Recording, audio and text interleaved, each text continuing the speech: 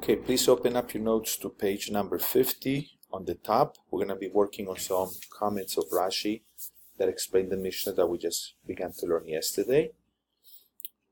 So the first thing is number one. The word kaneh means a stick, a pole of wood. And this is the Dibur HaMatchil. Dibur HaMatchil are the words that Rashi quotes from the Mishnah in this case, or it could be from the Chumash if we would start in Chumash, or it could be Gemara if we were looking at the Gemara. But right now, we're starting a Mishnah. So these words in regular print are the words that Rashi is going to explain about the Mishnah. The Mishnah said, Matzah achar agapa o achar agader gozalot mekusharin.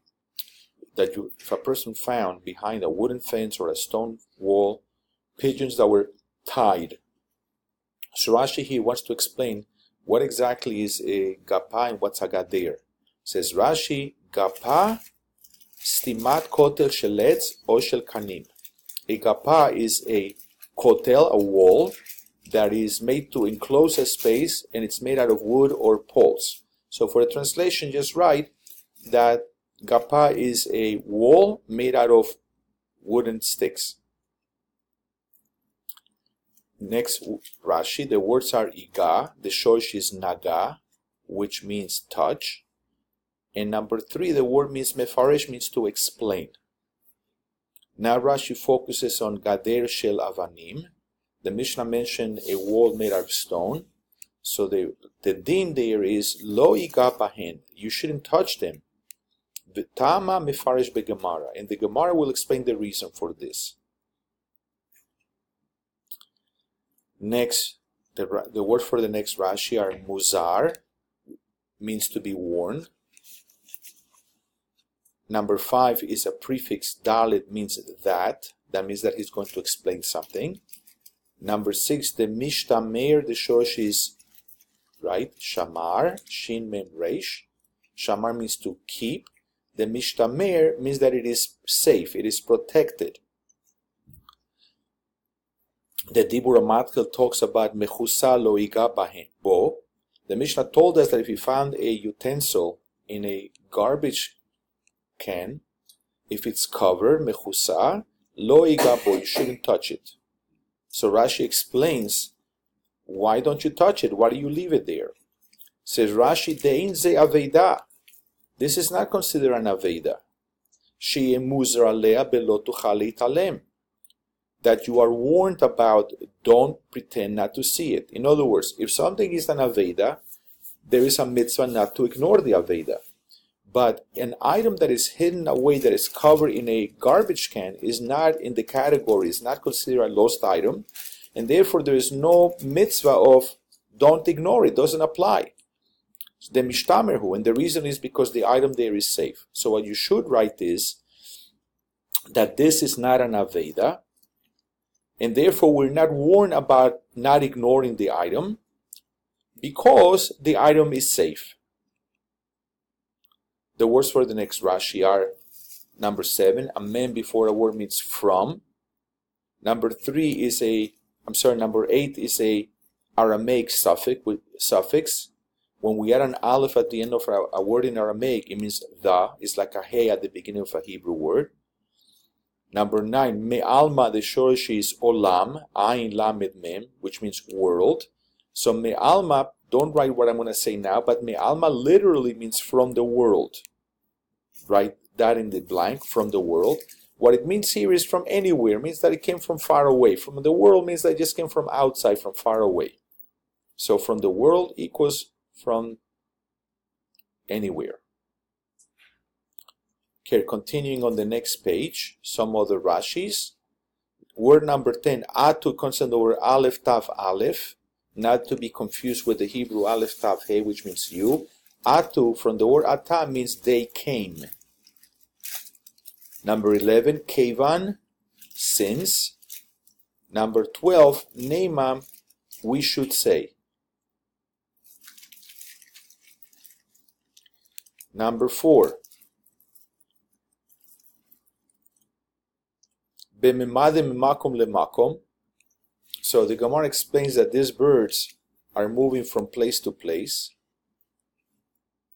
So me'al ma'atu, they came from anywhere. In other words, they're not necessarily from this place. They're tied, but they're not completely immobilized. The animals they're not able to fly, but they're able to hop around. They're mimadedin, they're moving from place to place. So me'al ma'atu, it's possible they came from far away. Vein ze hinuach, and therefore they weren't placed here. They were placed who knows where. Ve'kevon deim bahem siman, and since there is no sign on them, neima areilu shelo. The law should be that you should be able to keep it. So again, what you should write is, they came from far away. They were not placed there. And since there is no siman, there is no sign, the law should be that the finder should be able to keep it.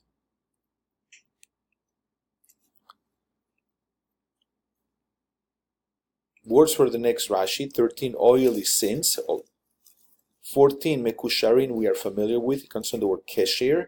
Mekusharin means are tied. Number 5, ve'ikale meimar inish atzninu. But it's also possible to say that somebody placed them. Sana is to hide. It's possible that somebody placed the birds behind the wall. Oil umekusharin, because they are tied.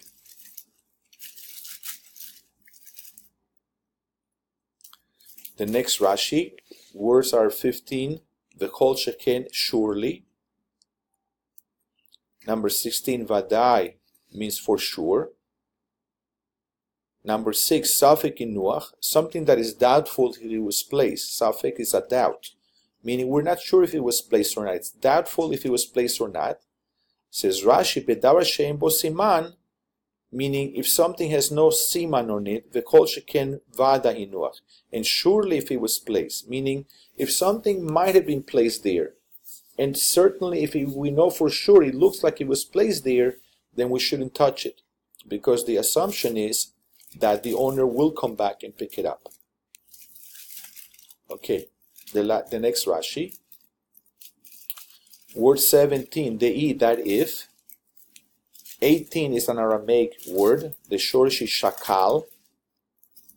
Shakalta means you take it. Number 19, leka, there is not. Number 20, lemarayu comes from the word mar. Mar is sir or the owner. Lemarayu means their owner. Number 21, lemeitav means to give. This is all Aramaic. Lemeitav, to give. 22 is a Hebrew word. V'yavsid, from the word hefsed, and he will lose. 23, ilkach means therefore. And 24 is a word that we have seen several times. The shortish is natal, nun tet lamed. Ito means he will take. So Rashi explains the following. If you come across something that has no sign, but it was for sure placed there, or even if it might have been placed there, meaning it wasn't thrown, it doesn't look like it was dropped. So the Gemara tells us, lechatchila lo yitol, preferably you should not take it. Now Rashi explains why not. Why should you just leave it there? Deisha kalta la, because if you take it, leka lemarayu siman lemeitav behu. The owner does not have a siman to be able to give. Veyavsid, and therefore he will lose. Since he cannot give a siman to identify and prove that the item is his, he's going to end up losing. Ilkach, therefore, lo itol, he shouldn't pick up the item. V'abalim is keru, the owners will likely remember. Zocher is keru, they will remember. V'yavo, v'itlum, and they'll come back and pick up their item. So let's now write the translation, and then we'll explain a little bit what it means. Ideally, you should not pick up an item that might have been placed.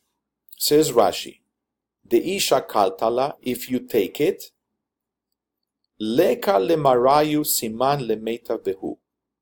The owner does not have a sign to prove that the item is his. Veyavsid, and he will lose. Ilkach, therefore, lo yitol, the finder should not pick up the item. Ve'abalim is keru ve'yavo v'itlum. The owners will remember and they will come and pick up their item.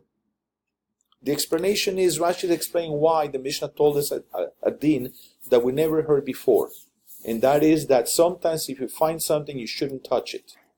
You don't touch it because we're talking about something that, number one, has no siman. Number two, it doesn't look like it's lost. It doesn't look necessarily that it was dropped there. It might have been placed there. So the assumption is that the owner will eventually come and pick up his item.